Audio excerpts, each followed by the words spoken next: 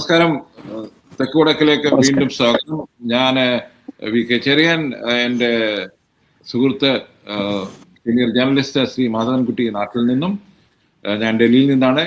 ഡൽഹിയിലെ പാർലമെന്റിൽ നമ്മൾ പലപ്പോഴും നമ്മുടെ കേരളത്തിൽ നിന്ന് വരുന്ന എം പിമാരുടെയും ദേശീയ നേതാക്കന്മാരുടെയും പ്രസൻസ്, അതായത് അവരുടെ ഒരു പ്രസൻസ് ഇൻ പാർലമെന്റ്, പിന്നെ ഡൽഹി മീഡിയയിലെ ഡൽഹി രാഷ്ട്രീയ സർക്കിളിൽ എന്താണ് എന്ന് നോക്കുമ്പോൾ വളരെ വളരെ ശോചനീയമായ ഒരു അവസ്ഥയാണെന്നാണ് എനിക്ക് തോന്നുന്നത്.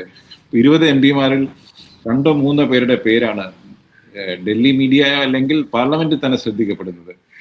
അതിന് ഒരു കാരണം അവർക്ക് മലയാളമല്ലാത്ത ലാംഗ്വേജസ്, ഹിന്ദി ആണെങ്കിലും ഇംഗ്ലീഷ് ആണെങ്കിലും, തങ്ങളുടെ രാഷ്ട്രീയ അഭിപ്രായങ്ങൾ, തങ്ങളുടെ പൊളിറ്റിക്കൽ പോയിന്റ്സ് അല്ലെങ്കിൽ മറ്റ് കാര്യങ്ങളോട് ഇടപെടൽ ശക്തമായി പറഞ്ഞു വെക്കാനുള്ള ഭാഷാജ്ഞാനം ഇല്ല എന്ന് തന്നെ പറയാം. എനിക്കറിയാം, ഒരു എം പി അദ്ദേഹം തൻ്റെ ഇംഗ്ലീഷിലുള്ള പ്രസംഗം മലയാളത്തിൽ എഴുതി വായിക്കുമായിരുന്നു എന്ന് ഒരു സഹ എം പി പറഞ്ഞു. അങ്ങനെയുള്ള ഒരു ഇവരൊക്കെ ഈ എം പിമാരൊക്കെ ഡിഗ്രിക്കാരും പോസ്റ്റ് ഗ്രാജുവേറ്റ്കാരുമാണ്. ചിലരൊക്കെ PhD ഉണ്ടെന്നാണ് പറയുന്നത്, അതും കേരളത്തിലെ യൂണിവേഴ്സിറ്റികളിൽ നിന്നും. അത് ഏറ്റവും അടുത്ത സംഭവം എന്ന് പറഞ്ഞാൽ ബാംഗ്ലൂരിൽ നടന്ന ഒരു ഇടപെടൽ, ഒരു CPM എം പിയുടെ, ഞാൻ അദ്ദേഹത്തിന്റെ പേര് പറഞ്ഞ് അദ്ദേഹത്തെ വ്യക്തിപരമായി അധിക്ഷേപിക്കുന്ന ഒരിക്കലും ആഗ്രഹിക്കുന്നില്ല. അത് അദ്ദേഹത്തിന്റെ ചോയ്സാണ്. അപ്പം അദ്ദേഹത്തിന്റെ ഇംഗ്ലീഷിനെ മലയാളത്തിൽ ഭയങ്കരമായി ട്രോള് നടത്തുകയുണ്ടായി. അത് എനിക്ക് തോന്നുന്നില്ല അത് ഒരു ശരിയായ നീക്കമാണ്. ഈ ഇങ്ങനെ ട്രോൾ ചെയ്യുന്നത് ആൾക്കാരെ പ്രത്യേകിച്ച് പിടിച്ച്. കാര്യം എന്ന് വെച്ചാൽ ഈ 25 എം പിമാരിലെ ഈ ഞാൻ പറഞ്ഞ പോലെ ഒരു 3-4 പേരേ ഉള്ളൂ പാർലമെന്റിൽ ശരിയാമാണ് സംസാരിക്കുന്നത്. അപ്പം ബാക്കി ഒരാളെ മാത്രം തിരഞ്ഞു പിടിച്ച് നമ്മളത് ചെയ്യുന്നത് ശരിയല്ല. പക്ഷെ ഒരു കാര്യം സർ ഇവിടെ എനിക്ക് പറയേണ്ടിയിരിക്കുന്നു. ഒരു എം പി ഡൽഹിയിലേക്ക് എം പി ആയിട്ട് ലോക്സഭയിലോ രാജ്യസഭയിലോ വരുമ്പോൾ അദ്ദേഹത്തിൻ്റെ മിനിമം ചുമതലയാണ് തൻ്റെ സംസ്ഥാനത്തിൻ്റെ, തൻ്റെ കോൺസ്റ്റിറ്റ്യുവൻസിയുടെ അഭിപ്രായങ്ങൾ വളരെ ശക്തമായി പാർലമെന്റിൽ അവതരിപ്പിക്കണം. അതിന് വേണ്ടത് ഒരു ലാംഗ്വേജ് ആണെങ്കിൽ അത് ശരിയാവണ്ണം നേടിയിട്ട് വേണം ഇങ്ങോട്ട് വരാൻ എന്നുള്ള ഒരു പേഴ്സണൽ, ഇതൊക്കെ ഒരു പേഴ്സണൽ കമ്മിറ്റ്മെൻ്റ് ആണ്. ഞാനത് പറയാൻ കാരണം, ശരത് പവാർ ഇന്ന് ഒരു NCP വളരെ ടോൾ ദേശീയ നേതാവാണ്. അദ്ദേഹം ആദ്യം വരുമ്പോൾ അദ്ദേഹത്തിന് മറാത്തി മാത്രമേ അറിയാമായിരുന്നു. അദ്ദേഹം പാർലമെന്റിൽ പോലും സംസാരിക്കാറില്ലായിരുന്നു. പക്ഷെ അദ്ദേഹം ഒരു ഹിന്ദി ട്യൂട്ടറെ വെച്ച് ഹിന്ദി പഠിച്ചു. 6 മാസത്തിനും അദ്ദേഹം വളരെ ഭംഗിയായിട്ട് പാർലമെന്റിലും ബാക്കിയെടുത്തും ഹിന്ദി പറയാൻ തുടങ്ങി. അതായത് നിങ്ങളുടെ ഒരു പേഴ്സണൽ ചോയ്സാണ് ഈ ലാംഗ്വേജ് ഇംപ്രൂവ് ചെയ്യുക എന്നുള്ളത്. അല്ലാതെ എനിക്ക് അതില്ല ഇതില്ല എന്ന് പറഞ്ഞ് ബബബ അടിക്കേണ്ട യാതൊരു കാര്യമില്ല. നിങ്ങൾ ദേശീയ നേതൃത്വത്തിലേക്ക് ഒരു പാർട്ടിയുടെയോ അല്ലെങ്കിൽ പാർലമെന്റിലെ വരുവാണെങ്കിൽ നിങ്ങൾക്ക് താങ്കൾ റെപ്രസെന്റ് ചെയ്യുന്ന ജനതയോടെ കുറച്ചെങ്കിലും കൂറുണ്ടെങ്കിൽ എനിക്ക് തോന്നുന്നത്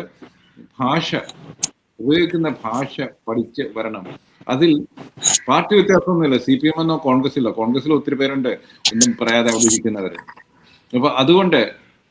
അതുപോലെ തന്നെ CPM-ലും ഉണ്ട് വളരെ ശക്തമായി ഇടപെടുന്ന ആൾക്കാർ, എം പിമാര്.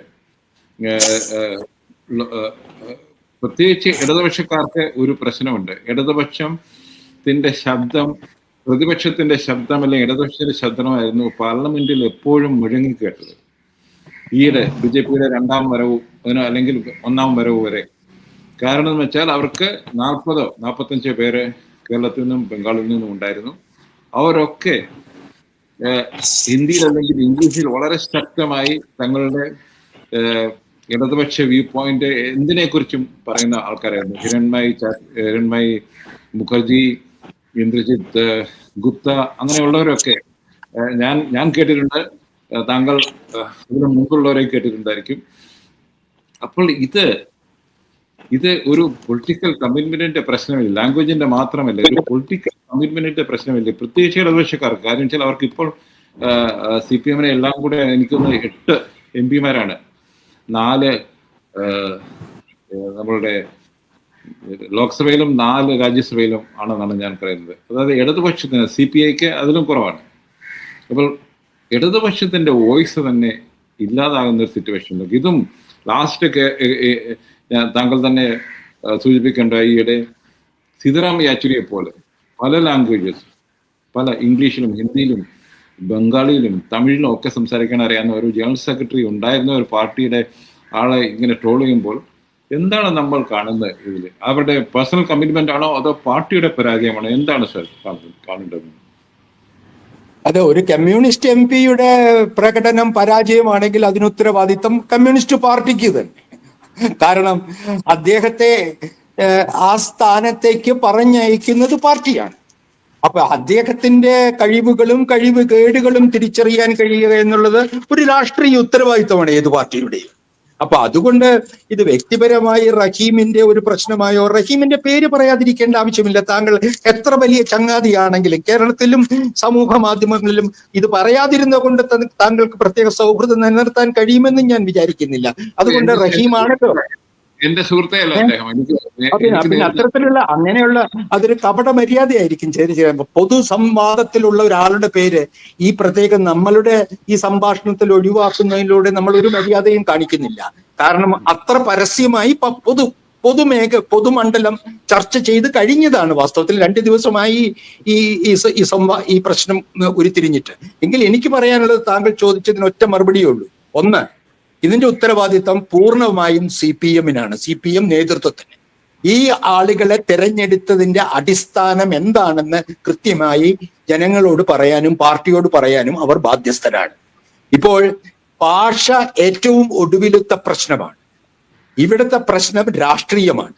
സംസാരിക്കുമ്പോൾ കറേജ് ഓഫ് കൺവിക്ഷനോടുകൂടി വ്യക്തതയോടെ തൻ്റെ രാഷ്ട്രീയ നിലപാടിൽ വ്യക്തതയുണ്ടാക്കുക എന്നുള്ളത് ഓരോ സഖാവിൻ്റെയും ഉത്തരവാദിത്തമാണ്.